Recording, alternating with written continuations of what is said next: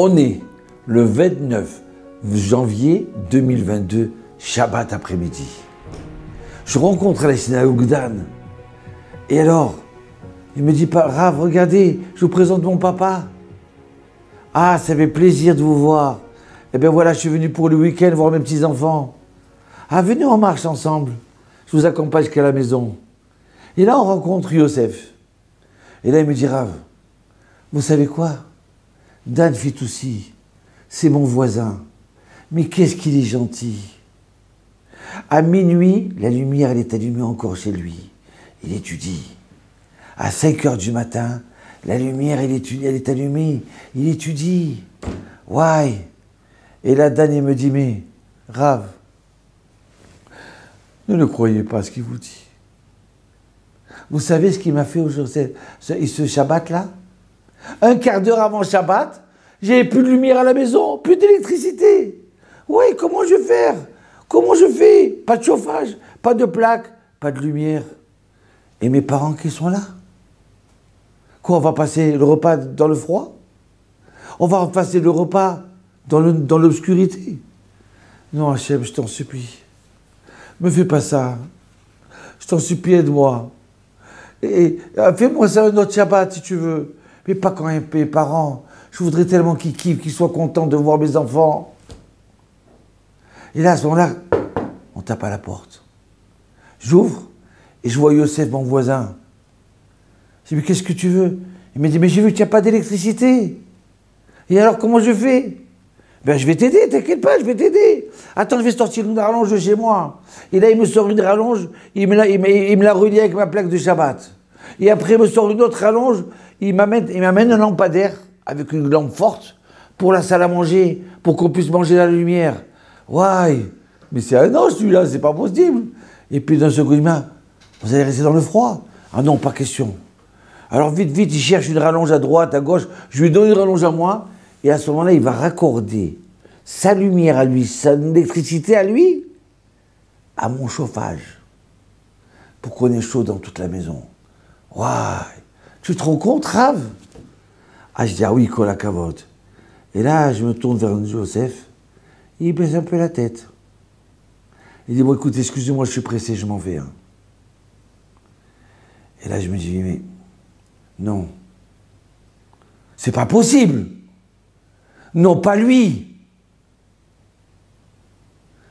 Et là, je commence à penser. Cette semaine, j'ai reçu un coup de téléphone. Allô, Rav? Voilà, on a un petit litige avec ma femme. On a décidé que c'est vous qui allez trancher. Avec l'aide de Dieu, que je puisse vous aider. Ben écoutez, regardez. Ma femme, elle vous parler. Rav, ça fait 6 mois qu'on n'a pas payé l'électricité. Bon, on est un peu en difficulté là maintenant. Donc ils veulent nous couper l'électricité.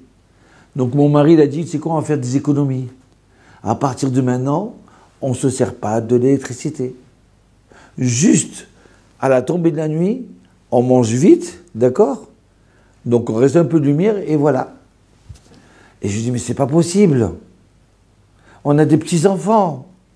Il fait froid, il y a de la neige dehors. On va pas rester sans chauffage. Et il lui dit, oui, mais on peut tenir, on va bien s'habiller. Alors voilà, Rav. Lui, il dit qu'on peut tenir et on fait des économies pour pouvoir remonter. Et moi, je dis, Rav, on a besoin de chauffage. Les enfants, ils ont froid. Et moi, je dis, vous savez quoi? Écoutez, j'ai une idée. À 5 heures, il fait nuit, d'accord? Les enfants, vous allez mettre au lit à 7 heures.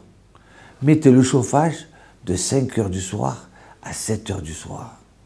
Et après, une fois qu'ils sont tous dans le lit, à ce moment-là, eh ben, ça y est, ils sont chauffés par la couverture.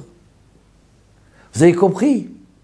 Ah, merci Rav, merci, c'est une super idée.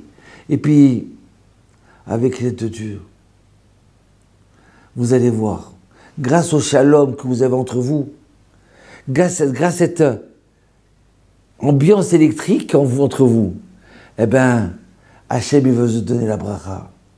Vous allez remonter, et je vous bénis que vous remontiez. Et là, Dan, il me dit, Rav, je sais pas, vous êtes endormi? Non. Ouais. Et je continue à penser. Mais c'est lui qui m'a appelé cette semaine. C'est lui qui a pas de quoi payer l'électricité. J'attrape ma tête.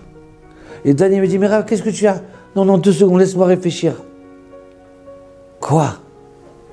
Toute la semaine, ils ont économisé l'électricité. Ils ne se chauffent pas. Et là, maintenant, il va donner de la lumière, et il va mettre de l'électricité pour sa plaque. Il va chauffer la maison du voisin, alors que lui, Shabbat, il va rester sans chauffage. Ouais, Ribono Shel Olam, comme c'est merveilleux ça. Mais regarde ça. Et sa femme, elle accepte à Yosef de mettre le chauffage chez le voisin, chez la voisine, et de rester dans le froid. Tout ça pour aider un autre juif.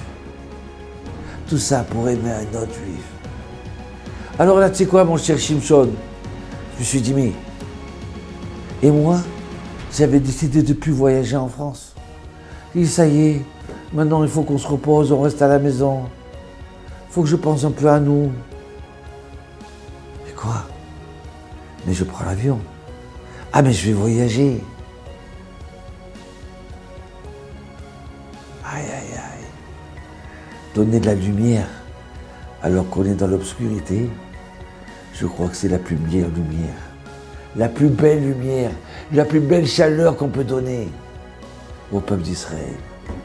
Oui, on a des héros. Oui, on a des gens qui sont des Superman. Pas à la télé, pas dans les films, dans la réalité. Kol hakavod, Yosef.